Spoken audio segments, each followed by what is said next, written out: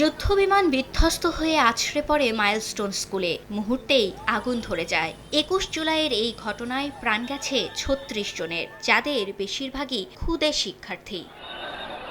বিমান দুর্ঘটনার পরদিন নিহতের পরিবারকে ৫ কোটি টাকা এবং আহতকে ১ কোটি টাকা করে ক্ষতিপূরণ চেয়ে হাইকোর্টে রিট করা হয়, যদিও এ বিষয়ে এখনও আদেশ দেননি উচ্চ আদালত। এর মধ্যেই গেল ১১ ডিসেম্বর নিহতের পরিবারকে ২০ লাখ ও আহতকে ৫ লাখ টাকা করে দেয়ার ঘোষণা দেয় অন্তর্বর্তী সরকার। ক্ষতিপূরণ নিয়ে সরকারের ঘোষণা প্রত্যাখ্যান করে রোববার সকালে রাজধানীর দিয়াবাড়িতে মাইলস্টোন ক্যাম্পাসের সামনে প্রতিবাদ সমাবেশ করেন হতাহত পরিবারের সদস্যরা। বলেন, সরকার ঘোষিত ক্ষতিপূরণের অঙ্ক হতাহত পরিবারের সঙ্গে প্রহসন ছাড়া আর কিছুই নয়। আমার মেয়ে ৪২ দিন ছিল হাসপাতালে। আমি আমার মেয়েকে নিয়ে ৪২ দিন, এখনো কতদিন আমাকে যাইতে হবে আমি জানি না। আপনাকেই বলছি, ইন্স্যুরেন্স করলে সিটিতে সুরক্ষা পাবেন নিশ্চিত।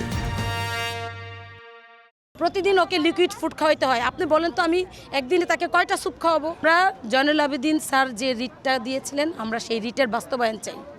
আর ডক্টর মোহাম্মদ ইউনূস স্যারের এই অনুদান আমরা তীব্র নিন্দা ঘৃণার সাথে প্রত্যাখ্যান করছি।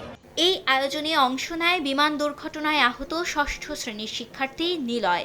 শরীরের ৫০% পোড়া ক্ষত নিয়ে প্রতি মাসে চিকিৎসা বাবদ তার পরিবারকে গুনতে হচ্ছে ২ লাখ টাকা। এই গল্প শুধু নিলয়ের একার নয়, আহত প্রত্যেক শিশুর। আমি আগে আমার বন্ধুদের সাথে মিশতাম, বাইরে যেতাম, বাইরে খেলতে পারতাম, বাট অ্যাক্সিডেন্টটা হওয়ার পরে থেকে আমি আর এখন আগের মতো আমি বেরোতে পারতেছি না বাহিরে। এই রগটা কেটে এই যে হাত সোজা হচ্ছে না, এটাকে আবার নতুন করে অপারেশন করবে। তার এই যে গ্রাফটিনগুলি মিলেনি, এগুলি হয়তো আবার করতে হইতে পারে। দুর্ঘটনা ঘটলে মানুষের মূল্য ওঠে রাষ্ট্রের ক্ষতিপূরণের টেবিলে। তবে এসবের কোনো কিছুতেই থামে না স্বজনের চোখের জল। সেই ক্ষতিপূরণেও যখন কাটছাঁটের পরিকল্পনা আসে, তখন কী বা করার থাকে হতভাগ্যদের।